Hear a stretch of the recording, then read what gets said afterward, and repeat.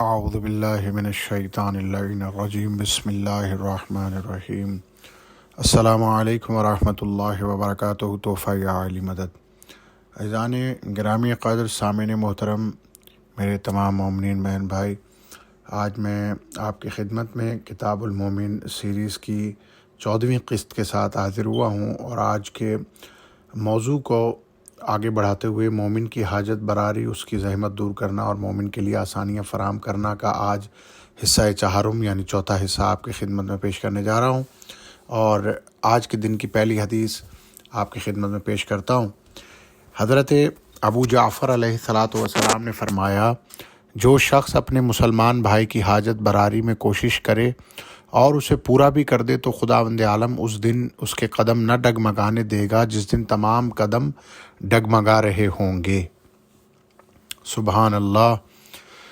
دوسری حدیث میں حضرت ابو عبداللہ علیہ الصلاۃ والسلام نے فرمایا ہے کہ حضرت رسالت مآب کا ارشاد ہے، جو شخص اپنے بھائی کی غم و الم سے ہانپتے کانپتے وقت مدد کرے گا، خداوند عالم 72 رحمتیں اسے عطا فرمائے گا، جن میں سے ایک رحمت تو فوری طور پر اس کے دنیاوی معاملات میں عطا ہوگی اور 71 رحمتیں آخرت کے خوفناک مراحل میں عطا ہوں گی۔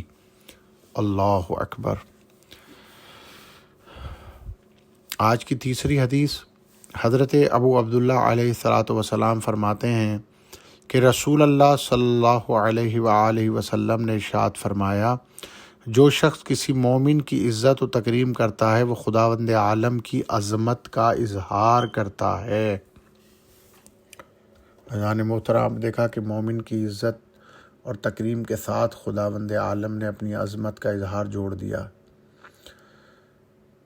آج کی چوتھی حدیث اور اس قسط کی 34ویں حدیث، حضرت امام جعفر صادق علیہ الصلاۃ والسلام نے فرمایا، مومن جب اپنے بھائی سے کوئی حاجت بیان کرے تو اسے 3 باتیں ملحوظ رکھنا چاہیے: جلدی کرنا، بات کو معمولی سمجھنا، اور اس حاجت کو چھپانا۔ جب حاجت براری میں جلدی کرتا ہے تو گویا اسے آسان بنا دیتا ہے، اور جب اسے معمولی سمجھتا ہے تو بات کی بڑائی کا خیال کرتا ہے، اور جب اسے چھپاتا ہے تو اس کی آبرو بچا لیتا ہے۔ واہ واہ، سبحان اللہ۔ عزیزان محترم، آج کے اس موضوع کی 5ویں حدیث، امام جعفر صادق علیہ الصلاۃ والسلام ہمارے مولا و آقا نے فرمایا، جو مومن کسی مومن کو قربت اور رضائے خدا کے لیے قرض دیتا ہے تو خداوند عالم اس کے صلہ صادقین کے حسنات جیسا عطا فرماتا ہے، اور جب کوئی مومن اپنے بھائی کے لیے اس کی عدم موجودگی میں دعا کرتا ہے تو خداوند عالم ایک فرشتہ متعین کرتا ہے جو کہتا ہے، ایسی ہی اچھی بات خدا تیرے لیے کرے۔ امام صادق علیہ الصلاۃ والسلام نے فرمایا، مومن کی دعا مومن کے لیے بلائیں دور کرتی اور روزی میں برکت دیتی ہے۔ عزیزان محترم، آج کی چھٹی حدیث، ابراہیم تیمی طواف کر رہے تھے، اتنے میں امام جعفر صادق علیہ الصلاۃ والسلام نے آ کر بازو پکڑا اور سلام کیا، پھر فرمانے لگے، خانہ کعبہ کے طواف کا مرتبہ بتاؤ کیا ہے؟ ابراہیم نے عرض کی، فرمائیے۔ امام نے فرمایا، جو مسلمان اس گھر کا طواف کامل کرے، پھر مقام پر آئے اور کعبے کے سامنے 2 رکعتیں ادا کرے، خدا اس کے نامہ اعمال میں 1000 نیکیاں لکھتا ہے، 1000 برائیاں مٹاتا ہے، اس کے 1000 درجے بڑھتے ہیں اور 1000 شفاعتیں حاصل ہوتی ہیں۔ پھر فرمایا، اس سے بڑی بات بتاؤں؟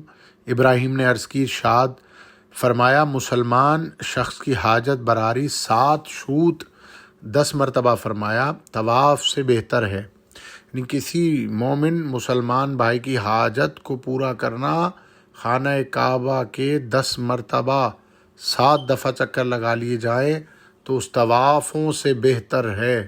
پھر فرمایا، ابراہیم، مال کے اس فائدے سے جو دیر میں حاصل ہو مومن کو در حقیقت فائدہ نہیں ہوتا۔ مال تو ان 2 بھیڑیوں سے زیادہ نقصان رسا ہیں جو بکریوں کے ایسے گلے میں گھس جائیں جس گلے کا مالک مر گیا ہو۔ ایک بھیڑیا گلے کے اگلے حصے پر ٹوٹ پڑے اور دوسرا آخری حصے پر، تمہارے خیال میں وہ دونوں بھیڑیے کیا کریں گے؟ ابراہیم نے عرض کیا خدا آپ کے حالات بہتر کرے، بھیڑیے گلے کو تباہ کر دیں گے۔ فرمایا سچ کہا، یہی حال اس شخص کا ہے کہ جب کوئی مسلمان کسی بھائی کے پاس شادی کا پیغام لے کر جائے اور وہ شخص یہ کہہ کر رد کر دے کہ تمہارے پاس مال تو ہے ہی نہیں۔ سبحان اللہ۔ اگر یہ باتیں تمام مومنین مسلمان بھائی اس پر عمل کریں تو زندگی کتنی آسان ہو جائے۔ ہمارے مولا ہمیں ان تمام باتوں پر جو ہے عمل کرنے کی توفیق عطا فرمائے۔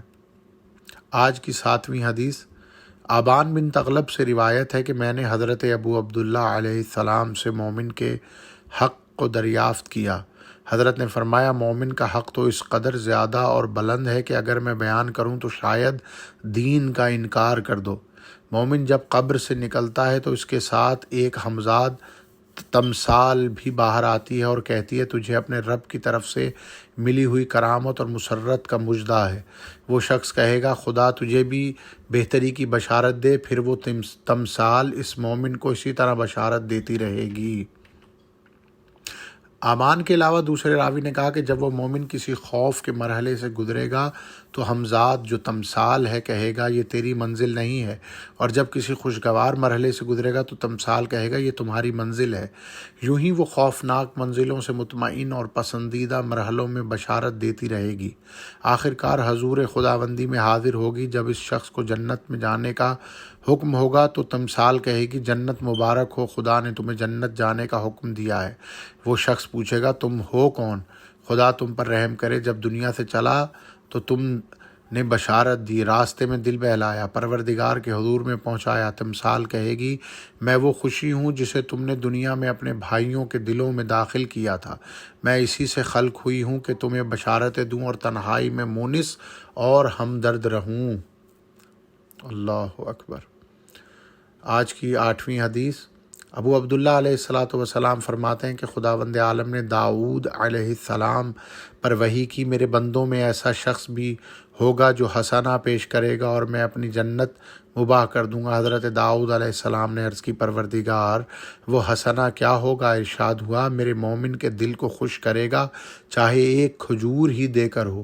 حضرت داؤد نے فرمایا پروردگار جو تیری معرفت رکھتا ہے اس پر حق ہے کہ تجھ سے کبھی مایوس نہ ہو۔ سبحان اللہ۔ آج کی 9ویں حدیث حضرت ابو عبداللہ علیہ السلام نے فرمایا جب کسی مسلمان کے پاس کوئی مسلمان اپنی حاجت لے کر آتا ہے اور وہ شخص اسی وقت اس کا کام کرنے کے لیے اٹھ کھڑا ہوتا ہے تو اسے وہ حیثیت حاصل ہوتی ہے جیسے راہ خدا کا مجاہد۔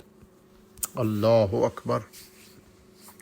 عزیزان محترم، آج کی اس قسط کی آخری حدیث اور اس قسط کی 40ویں ویسے حدیث ہے۔ عزیزان محترم، حضرت ابو عبداللہ علیہ السلام نے فرمایا جو شخص اپنے مصیبت زدہ پریشان حال مومن بھائی کی مدد کرے گا اور زحمتوں کے وقت اس کی تکلیف دور کرے گا اور اس کی ضرورتوں کو پورا کرنے میں مدد دے گا تو اس کے صلے میں اسے 72 درجے رحمت کے عطا ہوں گے۔ ان میں سے ایک رحمت ایسی ہوگی کہ معیشت اور دنیاوی زندگی مستفید ہوگی اور 71 رحمتیں قیامت کے دن پیش آنے والی ضرورتوں میں کام آئیں گی۔ اللہ اکبر۔ عزیزان محترم، یوں آج ہماری اس موضوع یعنی مومن کی حاجت براری اور اس کی زحمت دور کرنا، مومن کے لیے آسانیاں فراہم کرنا کی آج آخری حدیث تھی۔ انشاءاللہ اگلی قسط میں ہم آپ کی خدمت میں اسی سیریز کا ایک نیا موضوع لے کر آئیں گے۔ تب تک کے لیے آپ سے اجازت چاہتے ہیں اور مولا سے دعا کرتے ہیں کہ مولا ہمیں اپنی معرفت، اپنی زیارت اور رابطہ عطا فرمائے، اور جاتے ہوئے مومنین سے، اپنے بھائیوں سے، بہنوں سے التماس ہے کہ ہمارے اس چینل کو زیادہ سے زیادہ سبسکرائب کیجئے، لائک کیجئے، ویڈیو کو اچھا کمنٹس دینا نہ بھولیں اور بیل آئیکن کو دبانا نہ بھولیں تاکہ ہر نئی آنے والی قسط آپ کی خدمت میں پہنچ جائے۔ انشاءاللہ بہت جلد ملاقات ہوگی۔ آمین۔ السلام علیکم ورحمۃ اللہ وبرکاتہ۔ تحفہ یا علی مدد۔ اللہم لعن کل جبت و طاغوت، اللہم عذبہم عذابا یستغیث من اہل النار، آمین یا رب العالمین۔